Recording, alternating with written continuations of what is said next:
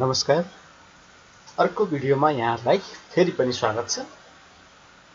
आज यस भिडियोमा राजस्व व्यवस्थापन सूचना प्रणाली आरएमएस भित्र हामी मालपोत अथवा भूमि कर कसरी काट्छौं त त्यसको बारेमा हेर्दै छौं। सुरु गरौं आजको भिडियो। अब यसको लागि मैले अघिल्लो भिडियोमा नि करदाता कसरी क्रिएट गर्ने, जग्गा कसरी इन्ट्री गर्ने त्यो कुरा मैले देखाइसकेको छु। अब हामीले सिस्टम सुरु गरेको पहिलो वर्ष हो भने चाहिँ हामी यसमा चाहिँ बकाइदा भूमि कर अथवा मालपोत कर चाहिँ हामीले इन्ट्री गर्नुपर्ने हुन्छ। अब त्यसको लागि कसरी गर्ने त? प्रविष्टि भित्र बकाइदामा जाने, त्यसपछि करदाता कोड नम्बर हाल्ने, सर्च गर्ने, करदाताको विवरण आउँछ। त्यसपछाडि कुन आर्थिक वर्षको बकाइदा छ त्यो बकाइदालाई राख्ने। अब यसमा कुन कर हो त्यो चुज गर्ने,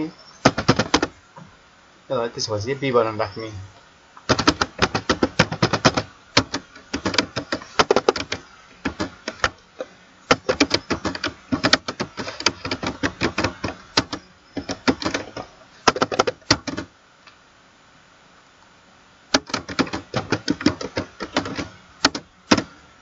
त्यसपछि सेभमा क्लिक गर्ने, यसरी सेभ हुन्छ। अब त्यो आर्थिक वर्षमा अघिल्लो आर्थिक वर्षको बाँकी जसरी छ त्यो सबैलाई हामीले इन्ट्री गर्दै जाने। यति गरिसकेपछि अब हामी जान्छौँ कर सङ्कलनमा। त्यस कर सङ्कलनमा सेम अगाडि हामीले गरेको प्रोसेसै हो, जस्तै हो।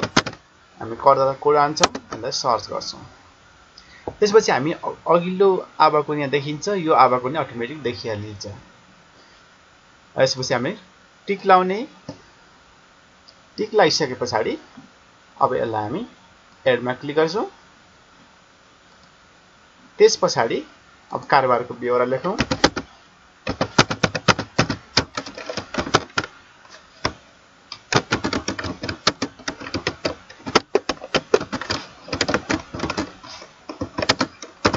त्यसपछि यसलाई हामी प्राप्तिको विधि नगर्दै गरौँ, सेभ ड्राफ्ट गरौँ, ओके गरौँ,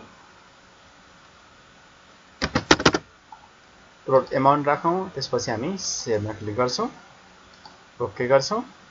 यति भएपछि प्रिन्टको अप्सन आउँछ, हामी यसलाई प्रिन्ट गर्न सक्छौँ। अब प्रिन्ट गर्ने तरिका मैले अघिल्लो भिडियोमा जुन व्यवसाय करको बारेमा मैले भनेको थिएँ त्यो भिडियोमा देखाइसकेको छु, त्यही अनुसार गर्नु होला। अब यो डेमो एमाउन्ट सरी यो डेमो एकाउन्ट भएर चाहिँ यसमा चाहिँ प्रिन्ट गर्ने अप्सन अटोमेटिक नदेखेको, हामी लाइभमा चाहिँ अटोमेटिक प्रिन्ट गर्नलाई रसिद निस्किन्छ, त्यसपछि हामी प्रिन्ट गरिदिन सक्छौँ। हस् त, यो भिडियो कस्तो लाग्यो हेर्दै गर्नु होला। धन्यवाद।